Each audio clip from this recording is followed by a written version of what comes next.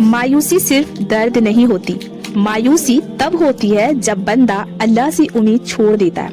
अस्सलामुअलैकुम, मैं हूँ रुखसाना और आप देख रहे हैं अपनों से रुखसाना व्लॉग। उम्मीद करती हूँ कि आप लोग बहुत अच्छे से होंगे, खैरियत से होंगे और आफियत के साथ होंगे और अल्हम्दुलिल्लाह मैं भी बिल्कुल ठीक हूँ। तो आज आप लोगों से मैं मायूसी पे शेयर कर रही हूँ क्योंकि आज बहुत आम मतलब बात हो गई है। छोटी छोटी बातों पे ना लोग नाउम्मीद हो जाते हैं। तो आप समझने की कोशिश करेंगे कि क्या क्या चीज़ है जो मायूसी लाती है और हमें उससे कितना बचना चाहिए।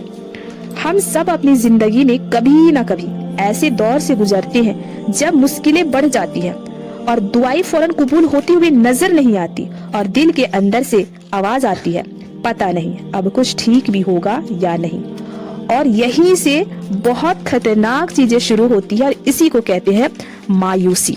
हम आगे और भी इसके बारे में जानेंगे कि क्या क्या चीज से मायूसी हो सकता है और क्या क्या करने से मायूसी नहीं हो सकता है। लेकिन उससे पहले एक सवाल है कि क्या आपने कभी भी ऐसा महसूस किया है कि सब कुछ खत्म हो गया?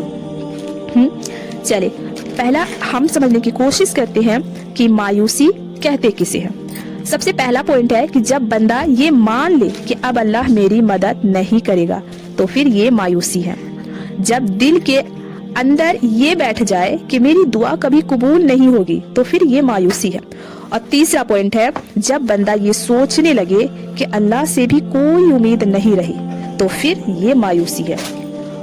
अच्छा, अब हमारे दिलों में एक और ख्याल आ रहा होगा कि जैसे हम कभी कभी परेशान हो जाते हैं, कभी उदास हो जाते हैं, कभी रोने लगते हैं या कभी गम में आ जाते हैं, तो क्या ये भी मायूसी है? तो नहीं, ये मायूसी नहीं है।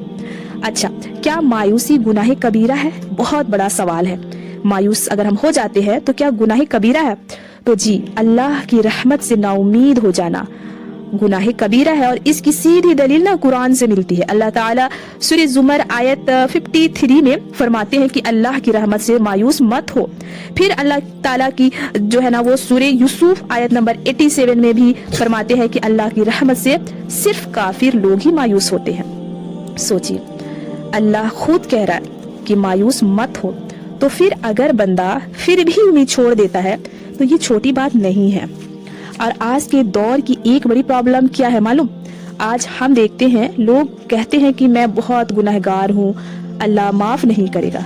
पता है ये बात बहुत डेंजरस है और अल्लाह ताला खुद फरमाते हैं चाहे गुनाह कितना भी हो मैं माफ कर देता हूँ।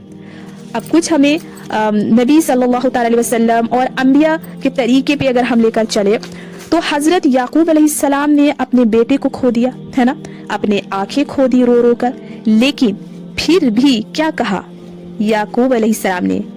यही कहा ना कि मैं अल्लाह की रहमत से मायूस नहीं हूँ।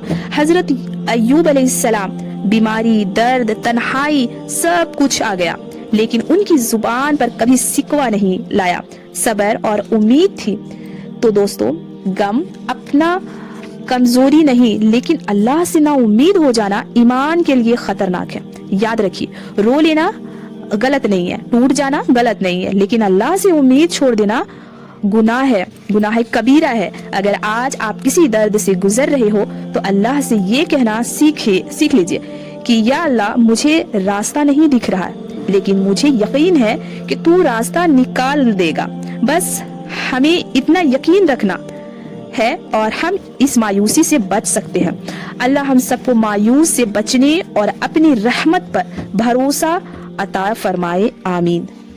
तो आज का वीडियो अगर थोड़ा भी पसंद आए ना तो अपने दोस्तों में जरूर से शेयर कीजिएगा और वीडियो पसंद आ जाए तो लाइक कीजिएगा और चैनल में पहली बार है ना तो सब्सक्राइब करके मुझे सपोर्ट कीजिएगा। अल्लाह हाफिज।